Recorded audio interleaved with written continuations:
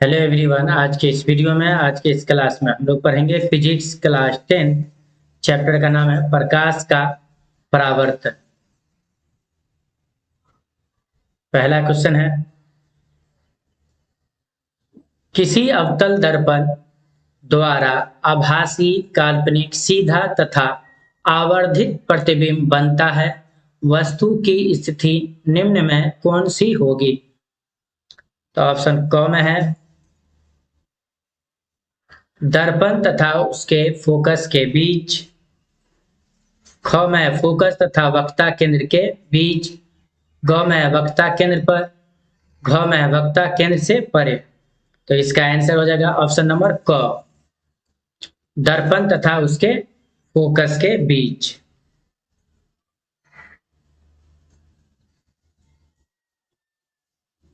किसी वस्तु का आवर्धित काल्पनिक प्रतिबिंब बनता है।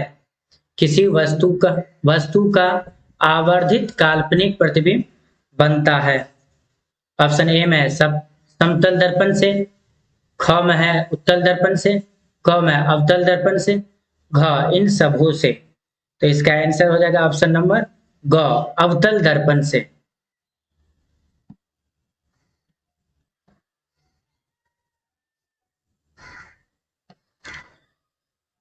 दाढ़ी बनाने के लिए उपयुक्त गोलीय दर्पण में सीधा प्रतिबिंब प्राप्त करने के लिए चेहरों को रखना चाहिए।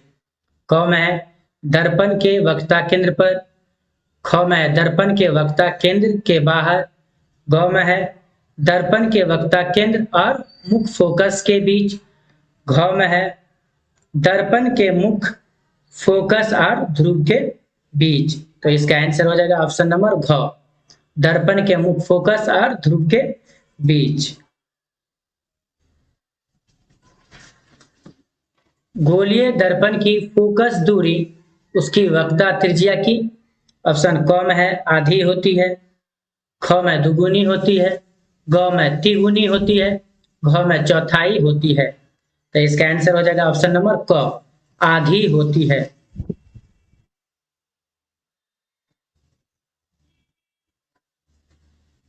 किसी बिंब का वास्तविक तथा समान साइज का प्रतिबिंब प्राप्त करने के लिए बिंब को उत्तल लेंस के सामने कहां रखें? ऑप्शन ए में है लेंस के मुख्य फोकस पर, ख में है फोकस दूरी के दुगुनी दूरी पर, ग में है अनंत पर, घ में है लेंस के प्रकाशिक केंद्र तथा मुख्य फोकस के बीच। तो इसका आंसर हो जाएगा ऑप्शन नंबर ग, अनंत पर।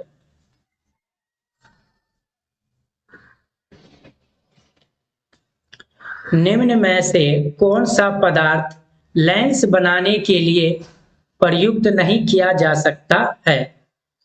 कौन सा पदार्थ लेंस बनाने के लिए प्रयुक्त नहीं किया जा सकता है? क में है जल, ख में है कांच, ग में है प्लास्टिक, घ में है मिट्टी। तो इसका आंसर हो जाएगा ऑप्शन नंबर घ, मिट्टी। कौन सा पदार्थ लेंस बनाने के लिए प्रयुक्त नहीं किया जा सकता? मिट्टी।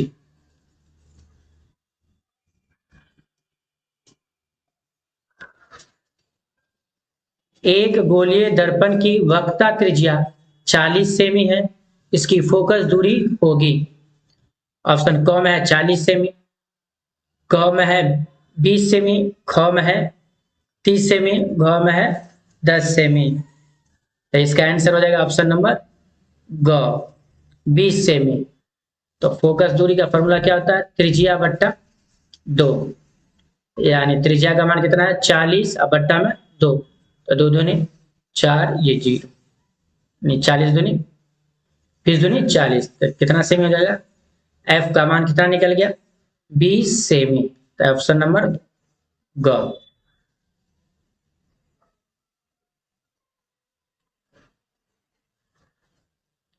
हजामत बनाने के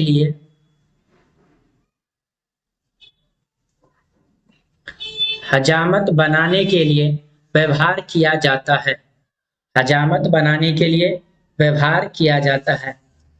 क में है उत्तल दर्पण का, ख में अवतल दर्पण का, ग में समतल दर्पण का, घ में अवतल और उत्तल दोनों दर्पणों का। तो इसका आंसर हो जाएगा ऑप्शन नंबर ख, अवतल दर्पण का।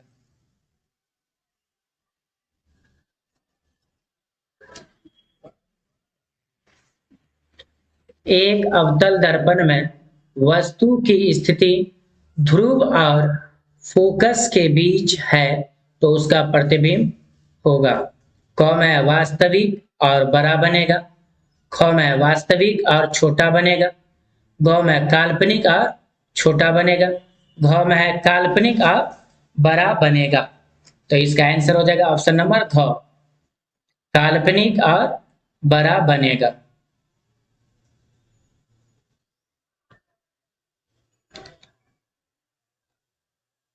सर्च लाइट का परावर्तक होता है। सर्च लाइट का परावर्तक होता है। ऑप्शन क में उत्तल, ख में है अवतल, ग में समतल, घ में उत्तल एवं अवतल। तो इसका आंसर हो जाएगा ऑप्शन नंबर ख, अवतल। सर्च लाइट का परावर्तक होता है अवतल।